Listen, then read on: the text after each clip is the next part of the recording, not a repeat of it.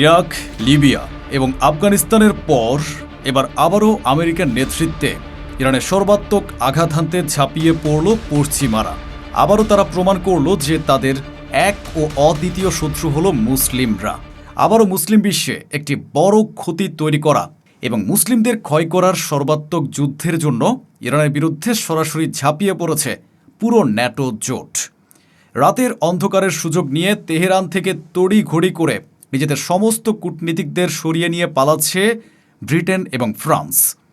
তারা সেই আগের মতো ইরাক যুদ্ধের ওয়েপন্স অফ মাস ডিস্ট্রাকশন বা গণবিধ্বংসী অস্ত্রের ভুয়া গুজবের মতো আবারও আত্মরক্ষার নাটকীয় ঘোষণা দিয়ে মহাযুদ্ধের জানান দিল ব্রিটেন। যুক্তরাজ্যের প্রতিরক্ষা মন্ত্রণালয় আজ চরম আতঙ্কে কাঁপতে কাঁপতে বিবৃতি দিয়েছে, যে কোনো হামলা থেকে যুক্তরাজ্যকে বাঁচাতে আমাদের সেনাবাহিনী 24 ঘন্টা 7 দিন প্রস্তুত রয়েছে। মুসলিম বিশ্বের ক্ষতিতে পশ্চিমা হায়নারা আজ আবারও এক দল।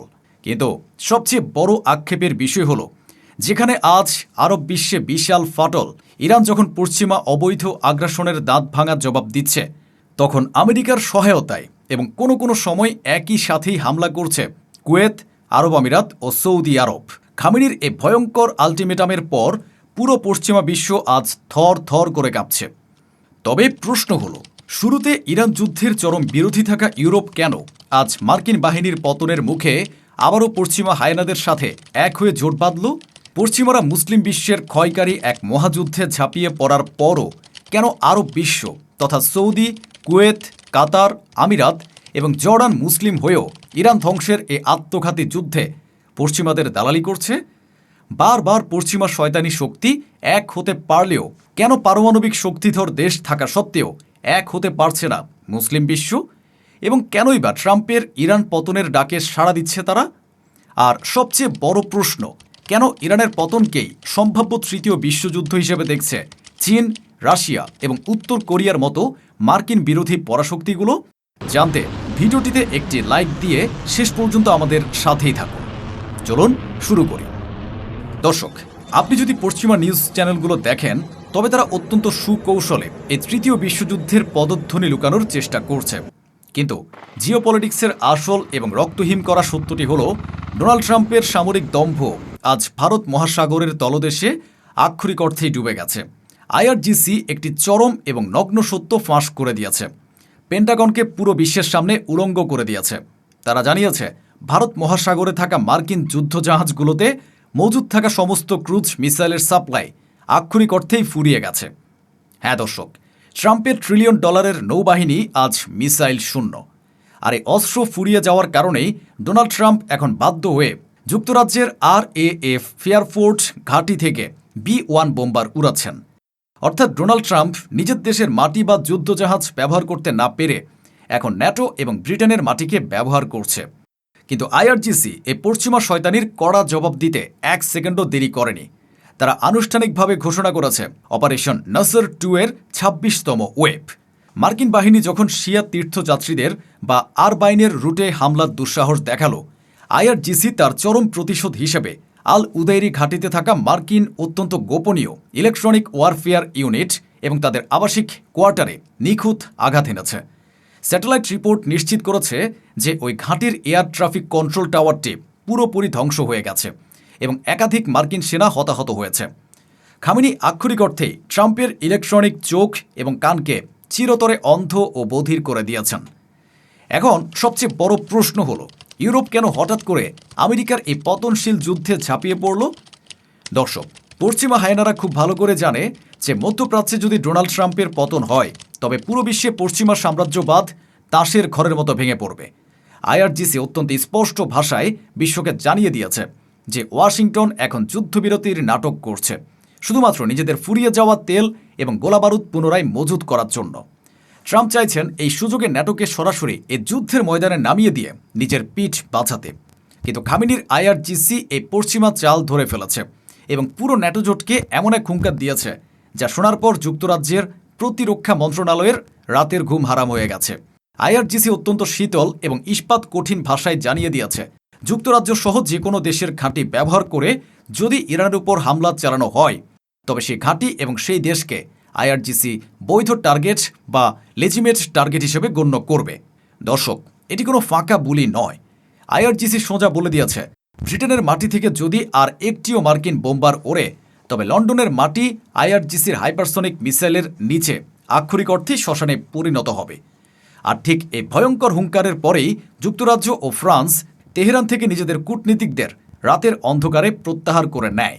যুক্তরাজ্যের প্রতিরক্ষা মন্ত্রণালয় আজ বাধ্য হয়ে বলছে তারা 24 ঘন্টা 7 দিন প্রস্তুত, কারণ তারা জানে ডোনাল্ড ট্রাম্পের পাতা ফাঁদে পা দিয়ে তারা আজ নিজেদের মাটিকে ইরানের মৃত্যু ফাঁদে পরিণত করেছে। কিন্তু এই মহাযুদ্ধের সবচেয়ে বড় ট্র্যাজেডি বা আক্ষেপের জায়গাটি হল আরব বিশ্ব। পশ্চিমারা যখন এক হয়ে মুসলিম বিশ্বের উপর ঝাঁপিয়ে পড়ছে, তখন পারমাণবিক শক্তিধর দেশ থাকা সত্ত্বেও মুসলিম বিশ্ব এক হতে পারছে না। উল্টো সৌদি আরব, কুয়েত, কাতার, আমিরাত এবং জর্ডান মুসলিম হয়েও ট্রাম্পের ইরান পতনের ডাকে সাড়া দিচ্ছে। কেন তারা এই পশ্চিমাদের দালালি করছে? কারণ এই আরব স্বৈরশাসক এবং রাজতন্ত্রগুলো পশ্চিমাদের চেয়েও বেশি ভয় পায় ইরানের ইসলামিক উত্থানকে। তারা নিজেদের অবৈধ রাজগদি বাঁচানোর জন্য আজ পশ্চিমা হায়নাদের সাথে হাত মিলিয়ে মুসলিম উম্মার পিঠে ছুরি মারছে। কুয়েত ও আমিরাতের মাটি ব্যবহার করে আমেরিকার যুদ্ধবিমানগুলো যখন ইরানে হামলা করছে, তখন এই মুনাফেক আরব রাষ্ট্রগুলো আক্ষরিক অর্থে মুসলিম বিশ্বের কফিনে পেরেক ঠুকছে। তবে এই জিওপলিটিক্যাল ভূমিকম্পের সবচেয়ে বড় ধাক্কাটি এসেছে ইরানি পার্লামেন্টের প্রভাবশালী সদস্য ইব্রাহিম আজিজির এক জাদুকরী এবং রক্তহীন করা বিবৃতির মাধ্যমে। তিনি পশ্চিমা বিশ্বকে উদ্দেশ্য করে এমন এক থাপ্পড় দিয়েছেন যা ব্রিটিশ সাম্রাজ্যের কফিনের শেষ পেরেক ঠুকে দিয়েছে। ইব্রাহিম আজিজি অত্যন্ত দম্ভের সঙ্গে বলেছেন, সাইক্স পিকট চুক্তির যুগ অনেক আগেই শেষ হয়ে গেছে। দর্শক, সাইক্স পিকট হল সেই কুখ্যাত পশ্চিমা চুক্তি যার মাধ্যমে 1916 সালে ব্রিটেন এবং ফ্রান্স মিলে পুরো মধ্যপ্রাচ্যকে নিজেদের উপনিবেশ বানানোর জন্য ভাগ বাটোয়ারা করেছিল। ইরান আজ সদম্ভে জানিয়ে দিল পশ্চিমারা আর মধ্যপ্রাচ্যের মানচিত্র আঁকতে পারবে না, কারণ এখনকার মানচিত্র আঁকবে তেহরান। শুধু তাই নয়, আজিজি ব্রিটিশদের বুক কাঁপিয়ে দিয়ে বলেছেন, তোমরা তোমাদের অন্যান্য উপনিবেশের মতো দিয়েগো গার্সিয়া দ্বীপটিও খুব শিগগিরই হারাবে, এবং সেই দিনটি খুব বেশি দূরে নয়। ব্রিটেনকে তিনি তাদের নিজেদের সীমান্তের নাজুক অবস্থার কথা স্মরণ করিয়ে দিয়ে বলেছেন যে ইরানের সক্ষমতা শুধু সামরিক অপশনের মধ্যেই সীমাবদ্ধ নেই। অর্থাৎ খামেনির হাত আজ শুধু মধ্যপ্রাচ্যে নয়, ব্রিটিশদের বিশ্বস্ত উপনিবেশ পর্যন্ত পৌঁছে গেছে। এই তৃতীয় বিশ্বযুদ্ধের ডামাডোলের মধ্যে সবচেয়ে বেশি আতঙ্কে ভুগছে খোদ ইসরায়েল। তেল আবিবের উপকণ্ঠে থাকা রামাত গান শহরের 1,72,000 মানুষের জন্য আজ তড়িঘড়ি করে সমস্ত বোমা বাংকার খুলে দেয়া হয়েছে। ইসরায়েলি সরকার মুখে বলছে এটি একটি সতর্কতামূলক ব্যবস্থা, কিন্তু আসল সত্য হল মোসাদ খুব ভালো করে জানে যে ন্যাটো এবং ইরানের এই মহাযুদ্ধে ইসরায়েল নামক অবৈধ রাষ্ট্রটি মানচিত্র থেকে চিরতরে মুছে যাওয়ার অপেক্ষায় রয়েছে। আর এই কারণে চীন, রাশিয়া এবং উত্তর কোরিয়ার মতো ইস্টার্ন ব্লকের পরাশক্তিগুলো আজ পর্দার আড়ালে এক অজেয় ঢাল হয়ে দাঁড়িয়েছে। তারা কেন ইরানের পতনকে তৃতীয় বিশ্বযুদ্ধের হিসেবে দেখছে? কারণ পুতিন এবং শি জিনপিং খুব ভালো করে জানেন যে মধ্যপ্রাচ্যে ইরান হল পশ্চিমা আগ্রাসনের বিরুদ্ধে শেষ প্রাচীর।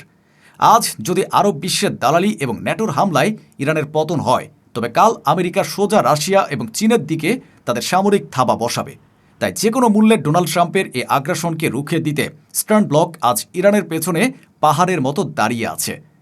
দর্শক, আধুনিক ইতিহাসের সবচেয়ে ভয়াবহ ক্রান্তি লগ্নে আজ আমরা দাঁড়িয়ে আছি। ডোনাল্ড ট্রাম্পের ভারত মহাসাগরের মিসাইল শূন্যতা এবং ন্যাটোকে এই যুদ্ধে টেনে আনার এই নগ্ন ব্লুপ্রিন্ট প্রমাণ করে যে আমেরিকা আজ সরাসরি ইরানের সাথে একা লড়তে ভয় পাচ্ছে। পশ্চিমা হায়নারা আজ আবারও এক হয়েছে ঠিকই, কিন্তু তারা হয়তো ভুলে গেছে যে ইরান কোনো সাধারণ রাষ্ট্র নয়।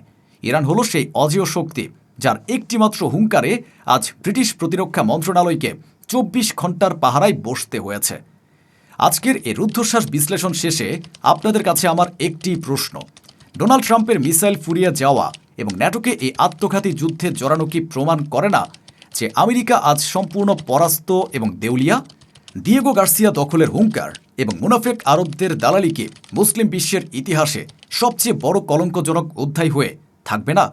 কমেন্ট বক্সে আপনার অত্যন্ত তীক্ষ্ণ এবং গঠনমূলক রাজনৈতিক মতামতটি অবশ্যই আমাদের জানাবেন।